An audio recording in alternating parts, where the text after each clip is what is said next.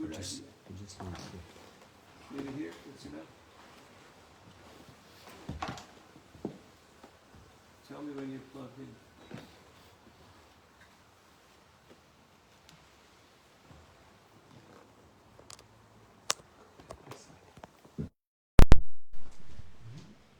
Hare Krishna, Srimad Bhagavad Gita as it is, 18th chapter, the perfection of renunciation, text number 68 and 69. For one who explains the supreme secret to the devotees, pure devotional service is guaranteed, and at the end he will praise only. For those who are not devotees will understand neither Krishna nor Bhagavad Gita. Those who do not accept Krishna as he is and Bhagavad Gita as it is, should not try to explain Bhagavad Gita whimsically and become offenders. Bhagavad Gita should be explained to persons who are ready to accept Krishna as the Supreme Personality of Godhead. It is a subject matter for the devotees only, and not for philosophical speculators. Anyone, however, who tries sincerely to present Bhagavad Gita as it is, will advance in devotional activities, and reach the pure devotional state of life. As a result of such pure devotion, he is sure to go back home, back to Godhead. And 69, Nachatasman manusyeshu kaschin me priyakritamaha bhavita nacha me tasmad anyak priyataro bhuvi. There is no servant in this world more dear to me than he, nor will there ever be one more dear. Om Ajnanatimirandasya Gyananjana Shalakaya Chakshurun Militam Jena Tasmai Sri Gurave Namaha Sri Chaitanya Manobhishtam Stapitam Yena Bhutale Swayam Rupa Gadam Dadati Swapadantikam Jaya Sri Krishna Chaitanya Prabhu Nityananda Sri Advaita Gadadhar Shivasari Gaura Bhakta Vrinda Hare Krishna Krishna Krishna Hare Hare Hare Rama Rama Rama Hare Hare Mukam karoti vachalam pangum langayate girim yat kripadamaham vande Sri Guru Dinotaranam Paramananda Madhavam Sri Chaitanyeshwaram Vanchakalpatarubhyascha Kripasindubhyevacha Patitanam Pavanebhyo Vaishnavebhyo Namo Namaha. Hare Krishna. Hare Krishna. So, today's topic is our family business. And what is our family business? First of all, we have to understand what is family. Sometimes we think family is the blood relatives or the people who are born in my village or the people from my country. Then if you expand your consciousness, you may think, oh, humankind. But what about the animals? What about the plants? What about anything that lives? What about other universes? So, the concept of family in the Vedic or in the Bhagavad view is much more inclusive and much more extensive than what we're used to nowadays. We can see that because of the current state of people's degradation, there is no more sympathy or appreciation even for their own kind. Srila Prabhupada says that even family members and friends will become bitter enemies over one coin. And we have seen that when it gets time to look at inheritance, properties, then things go quite sour, to say the least. Why? Because there is no real Krishna consciousness, or as they say, there is no honesty amongst thieves. Like the thieves who went to rob the bank, and then they were in the forest, and then one said, let's divide honestly. And some were finding this quite amusing, and someone else took out a gun and shot a few people. So, there is no honesty amongst thieves. Because thieves don't have morals. They don't have honesty. They have another type of motive. That's why Prabhupada in the purport here says that Bhagavad Gita should only be explained by devotees, not by scholars, not by philosophers. Why? Because they have their own agenda. They have their own interests. They have their own criteria. with which they judge. So, however you measure success, that will define your success. What is your yardstick of success? How much power, how much fame, how much money, how much followers, how much prestige will I get from what I do? Or, how can I represent Krishna's message in a pure, in an unadulterated way? That is the message, that is the credo of the acharyas. That they're not having their own opinion or their own agenda, but they only want to convey what is Krishna's message. What is Krishna trying to tell us here? That's why Prabhupada makes this point very strongly here in his purport several times, that it cannot be understood by someone who is not a devotee. A devotee means someone who is devoted, who is willing to adhere to these principles of devotional service.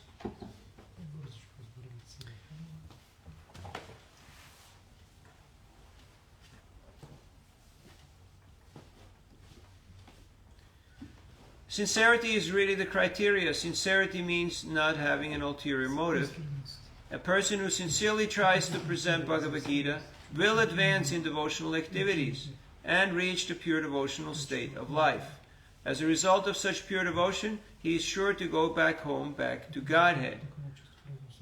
So that is the criteria. Anyabhilashita shunyam jnana karmadyanavritam anukulyena krishnanushilanam bhakti uttama. Not to have the contamination of karma and jnana. Now we may say, well, I'm a devotee, I'm chanting Hare Krishna, I'm not a karmi, I'm not a jnani. Well, let's see if this is really the case. Have you ever thought, if I would just have a little bit more money, not like millions and billions, but just a little bit more money, I could do so much more devotional service? Have you ever thought like that? Anyone? Why not, right? Why not? Even brahmacharis are admitting. But then again, when we hear of Shuklambar Das Brahmachari, who was simply begging. He was doing madhukari. He was going around just knocking on a few doors every day. And whatever people would give him, that's how he would live. Now, what do people give beggars? Huh? It's the cheapest thing that they have. Broken rice, right? So they would go and take what is in the bottom of the barrel, the leftovers, the broken rices, maybe there's some other stuff in there. And they would give a handful or two of that. So he had his little cloth bag with a few handfuls of broken rice. And that's how he would live. Yet Lord Chaitanya was so attracted by the devotion of Shuklambar Das Brahmachari that he forcefully thrust his hand in that bag of Shuklambar Brahmachari, and he would take that broken raw rice and eat it. Have you ever eaten raw rice? I know many of you have eaten half-cooked or not fully cooked rice, and that was bad enough, right? Sometimes, I remember one time in Mayapur, on Dvadasi, a devotee came with a little packet of rice, and he said, "It's Mahaprasadam," but it was raw, uncooked. From Puri, yeah. You have to eat this to break your fast. You put it in your mouth and you go, and it feels like there's, sand in the sweet rice or something like that. But Lord Chaitanya would eat the whole bag. He was so attracted to the devotion, to the love of Shuklambar Das Brahmachari. Now, what was his wealth? What is his opulence? His devotion. He did not have any other asset. But the Lord was so attracted by that he accepted that rice. Shuklambar didn't offer it. Lord Chaitanya took it. So much was he attracted by the love of Shuklambar. Have you ever thought, if I would just be a little smarter, and I could remember some of these verses and stories, I would be a real preacher, you know. I could really impress people. Like I have some God brothers, they can memorize whole books. They can memorize entire pastimes in Sanskrit, Bengali, Marathi, and English. And it sounds fabulous, sounds very eloquent. And sometimes I have a hard time remembering my own name. But Lord Chaitanya was in South India in the Adikeshav temple, and there was this illiterate Brahmin who was just turning the pages and he was crying in ecstasy. And when people asked him, "Why are you crying, dear sir?"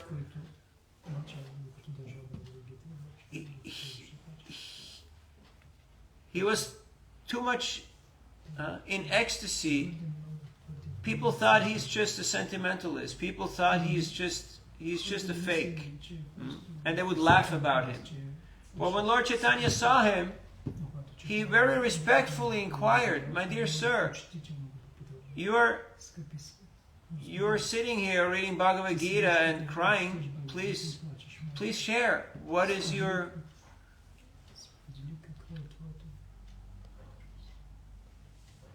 realization?" And he said, "My Gurudev has given me an impossible instruction. He said I should read Bhagavad Gita every day. But I'm illiterate. But how can I refuse the order of my spiritual master? So every day I'm sitting here and I'm just turning the pages.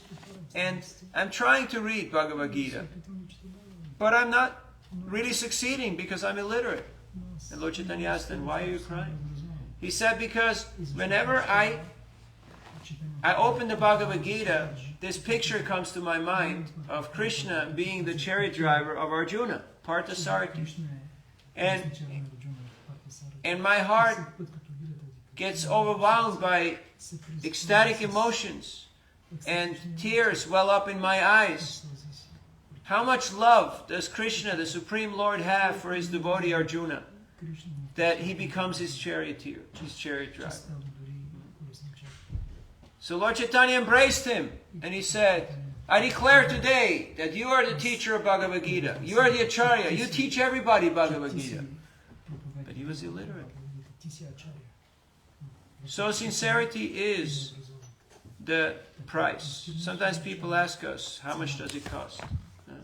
And we say, "Sincerity, can you afford it?"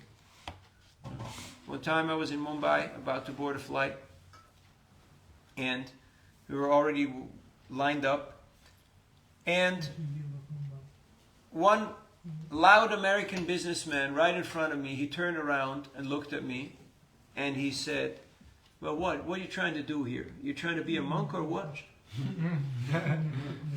And I said, "Yeah, I've been trying since 35 years. And then I reached in my bag and I gave him the Bhagavad Gita, and I said, "And this is a gift for you." And he was a little shocked because he had said something quite pointed, borderline offensive, and he had received the gift. So he was just blank. So at some point he said, "Can I give you something?" And I said, "Normally we don't take anything. But with you, I will make an exception." And he asked, "Well, how much?" I said, "Well, some people, they give their whole life." And then I saw the ladies picking up the mic to announce the flight. It will take 5 seconds and the line starts walking. So I said, "Well, if you can't do your whole life, then just give 1 million. He was shocked. And I said, "I'll just give 1,000 rupees. So he gave me 1,000 rupees and we boarded the flight. The point I'm trying to make is, what is the point that I'm trying to make? Sincerity. The price is sincerity. Can you afford it? And sometimes, yes, and sometimes not so much. What does it mean? Sincerus, to be without wax, to not be making a facade. Formerly, masons who would do sculptures, they would cover over the cracks and flaws with wax. But an artist who would not do that, he was known as sincere, sincerus, without wax. He would not do any camouflage type of a job, not like put up a front and behind it's not so great. So, that's what Prabhupada is asking us several times in his purports. He says, if one is serious and sincere to follow the practice of bhakti yoga, then you will be successful. Then Krishna will so he asked him, Prabhu, and that other person said, I don't know any Prabhu and I don't know any temple. What are you asking? And he said, well, what are you doing? Because you're selling Bhagavad Gita and you don't know who is Prabhu and you don't know who is temple. So who are you? Are you FSB? Are you an agent or you know what? He said, no. Look, I bought this Bhagavad Gita 2 years ago here on this street from another person. And I read it. And at the end, Krishna, the Supreme Personality Godhead, says that if you want to become dear to me, you have to give this knowledge to others. And so he went to the copy shop and he had 100 copies, Xerox copy, of the Bhagavad Gita, 1,000-page book.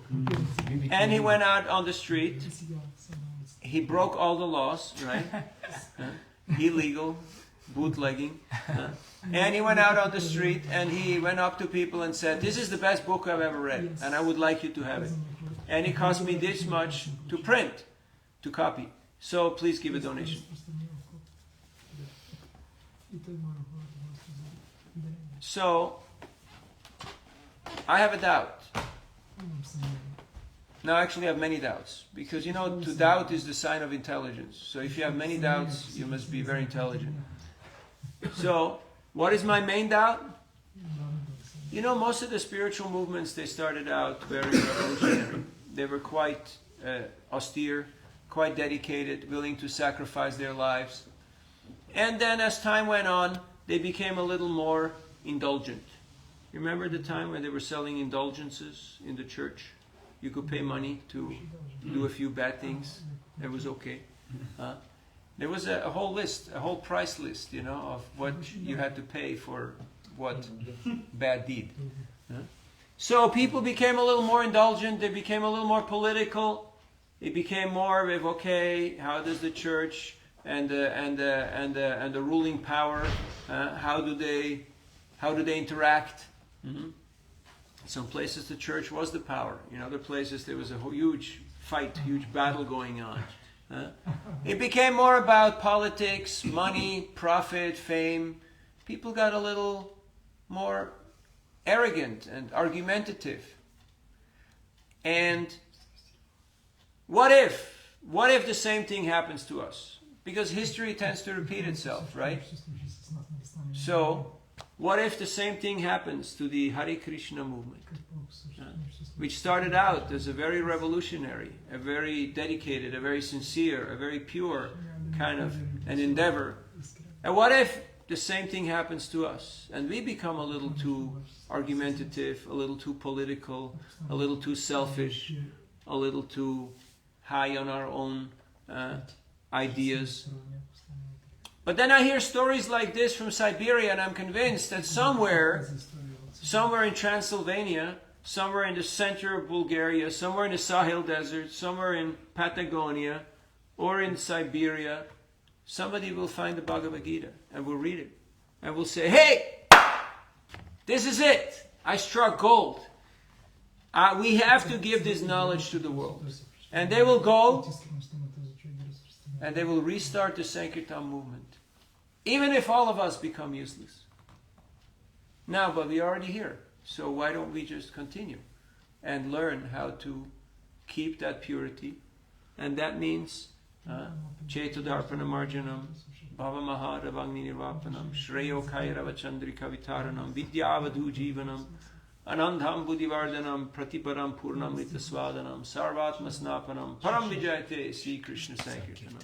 That means we have to keep the main thing the main thing.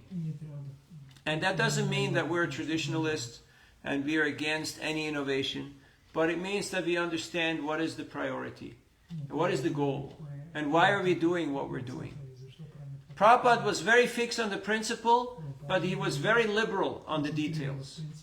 He said, I've given you principles, you figure out the details. That's time, place, and circumstance. but you can't change the philosophy and you can't change the goal. But the way how you get there, there's room for individuality, for variety. And because of that visionary quality of Srila Prabhupada and our acharyas who imbibed that mood of the Goswamis, Anasakta se vishayanya taramum bayunjita nirbandha Krishna sambandhe yuktam vairagya muchyate prapanchikataya buddhya hari sambandhi vastuna mumukshubi parityago vairagyam falgu katyate. Because they understood the true spirit of renunciation, that you have to understand what you have to renounce.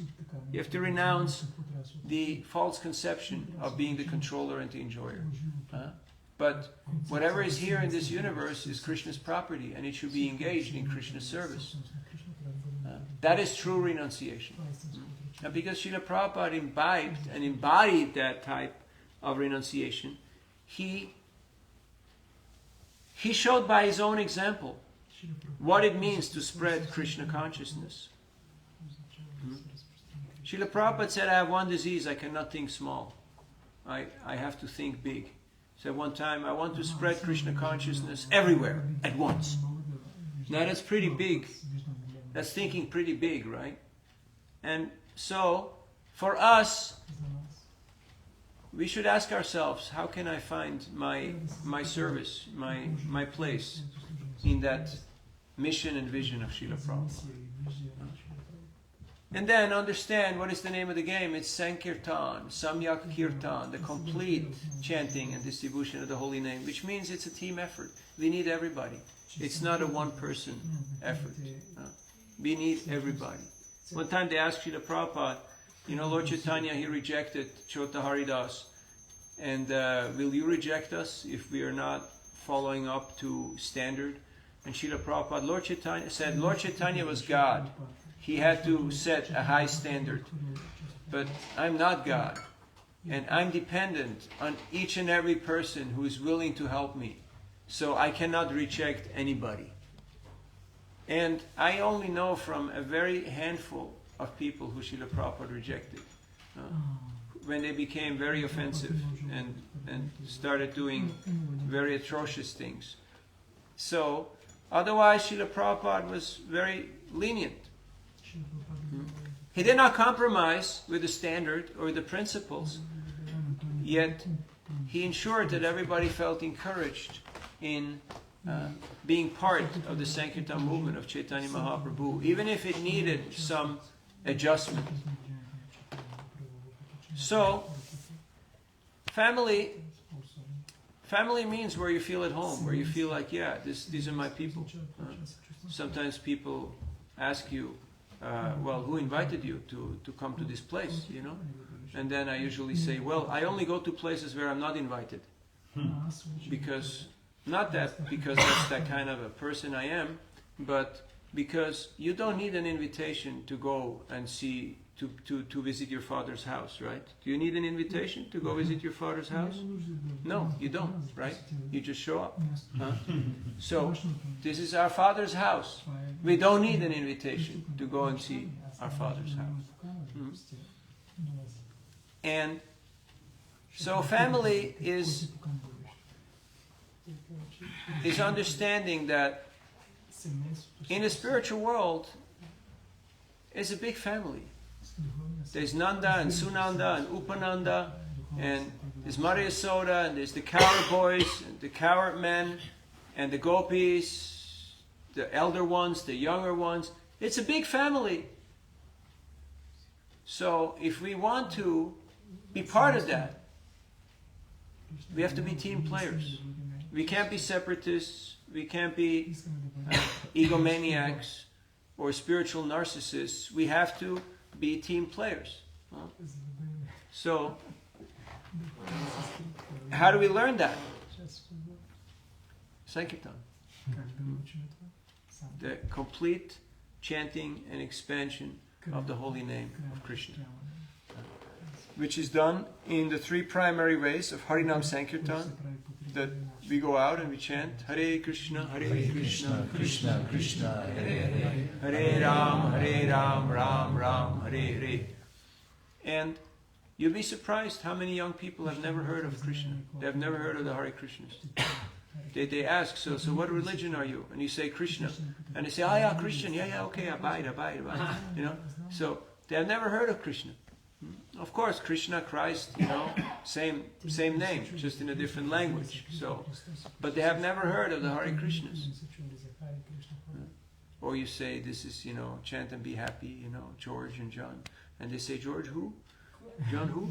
You know, who are these old people? With all these long hair. So, it's 2024, and people are living online lives of quiet aspirations. And they're wondering, is there something out there that's going to make a difference in my life? Is there some different experience, some different taste? And no, in this world it's all a mixture of blue, red and yellow. It's all a mixture of trigunamai. That's all there is. Because this is anda, this is an egg, this is a closed circuit. There is nothing of a different variety. Except Golokara Premadana Harinam Sankirtan. Except the only export product of the spiritual world. The holy name of Krishna, the Sankirtan movement of Chaitanya Mahaprabhu. That is the only real news. The rest is an old hat. There is no news. Oh, this corruption and this revolution and this war and this crisis and this and that. And, have you noticed? Even if you miss a few years, you didn't miss nothing. Right?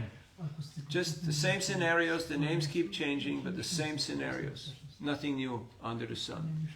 So you could just as well read Bhagavatam and you would know more about what's going on than watching the news, reading the news. And it doesn't matter which news, left, right, center, deep web, dark web, shallow web, whatever. It's all the same hat. It's an old hat. There's no taste in it. Now, of course, Prabhupada would hear every day the headlines because he's a preacher. So he has to know what's going on in the world in order to make certain points that can relate to local scenarios. Every now and then he would ask a question or two about certain events, but in general he was not impressed and he was not going in depth. So we should follow our founder Acharya and follow in his footsteps. That doesn't mean there's anukara and anusara. Imitation means we start dressing like Prabhupada, talking like Prabhupada, behaving like him. That would be very odd. That would be very strange. But if we actually understand Prabhupada's mood and mission, and we imbibe it, we internalize it, then that means we're actually following his example. That is what the Acharyas are asking us to do. And then it will be relevant, it will be attractive, and it will be impactful. Because Krishna went to Gurukul, Sandipani Muni's Gurukul, and he got the blessing. What's the blessing that he got? That whatever he would speak would be ever fresh and relevant. So, Krishna's message today, 5,000 years later, is still attractive, relevant, and impactful. And you can open the Bhagavad Gita anywhere